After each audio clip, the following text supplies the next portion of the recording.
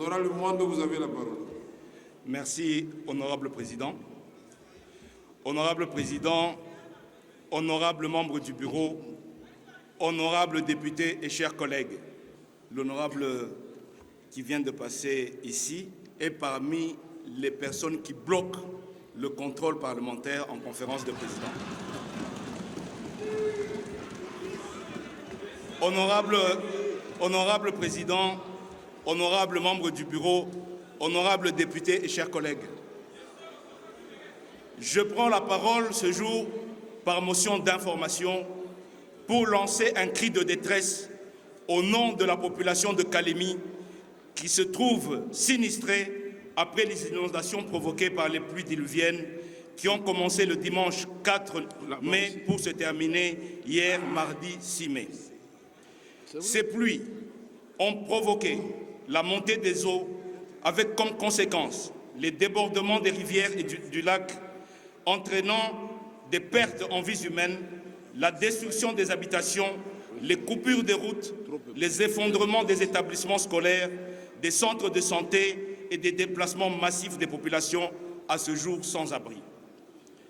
Le décompte des pertes en vies humaines est encore en cours par les autorités provinciales. Les pertes matérielles sont catastrophiques. On dénombre déjà plus de 1800 ménages sans abri. Le boulevard Lumumba, unique route principale asphaltée praticable de la ville, est submergé et pratiquement coupé. Les ponts principaux sur la Lukuga et le pont Lubouye, reliant la ville à l'aéroport, sont menacés d'effondrement. On dénombre plus de 17 grandes écoles détruites ou gravement endommagées, mettant en péril la clôture de l'année scolaire pour des milliers d'élèves. Honorable Président, chers collègues, c'est dire que la situation actuelle de la ville de Kalemi est critique. La vie de nos frères et sœurs, l'éducation, la santé, la sécurité, l'économie et la mobilité de nos concitoyens sont en péril. Merci. Il est donc urgent que le gouvernement de la République décrète l'urgence humanitaire dans la ville de Kalemi, qu'il mette en place la prise en charge des familles sinistrées et qu'il diligente des travaux de réhabilitation des infrastructures indispensables à la vie communautaire. Qu'ils prennent des dispositions pour sauver l'année scolaire pour les élèves qui ont perdu leurs écoles. Qu'on procède urgemment au curage de la rivière Lukuga, exutoire du lac Tanganyika. Nous attendons de voir le gouvernement étendre sa compassion au peuple à l'intérieur de notre pays, car il n'est pas seulement le gouvernement de Kinshasa et ses environs. J'ai dit et je vous remercie.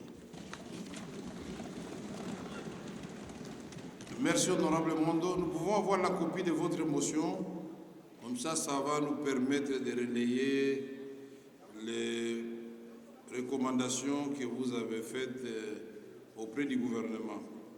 La ville de Kalemi, ce n'est pas la première fois. Je ne sais pas quelle solution définitive les experts doivent envisager, puisque j'imagine que les dégâts sont incroyables. Ça va toucher jusqu'à la piste d'atterrissage, les centres de santé, l'hôpital, les maisons.